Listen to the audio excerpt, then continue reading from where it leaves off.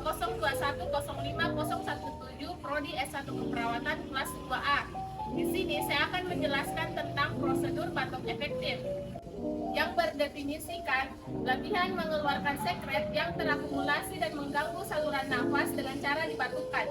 Memiliki 3 tujuan. Yang pertama, membebaskan jalan nafas dari akumulasi sekret. Yang kedua, mengeluarkan sputum untuk pemeriksaan diagnostik laboratorium. Yang ketiga, mengurangi sesak nafas akibat akumulasi sekret.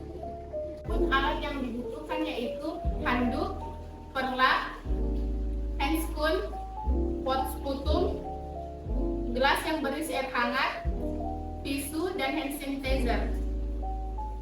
Permisi Bu, selamat siang. Perkenalkan, nama saya Nurse Fitri. Di sini saya akan melakukan tindakan batuk efektif untuk Ibu yang bertujuan untuk menghilangkan sekret yang mengganggu saluran pernapasan Ibu. Apakah Ibu bersedia? Ya, bersedia. Yang pertama, mencuci tangan.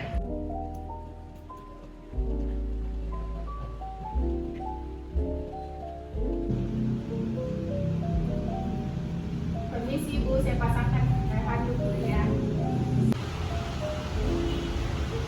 Permisi ya Ibu.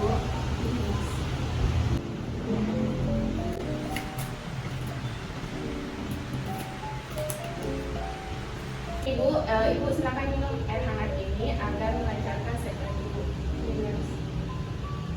Selanjutnya ikuti instruksi dari saya.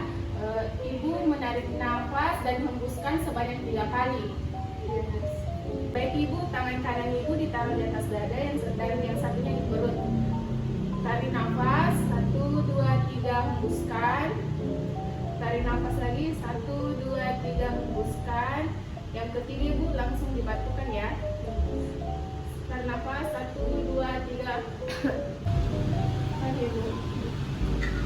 Ibu, bagaimana perasaan Ibu setelah dilakukan prosedur batuk efektif? Saya merasa lega, Nurse. Baik Ibu, kalau begitu saya permisi. Terima kasih. Selamat siang. Itulah tadi prosedur batuk efektif yang telah saya lakukan. Kurang dan lebihnya mohon dimaafkan. Assalamualaikum warahmatullahi wabarakatuh.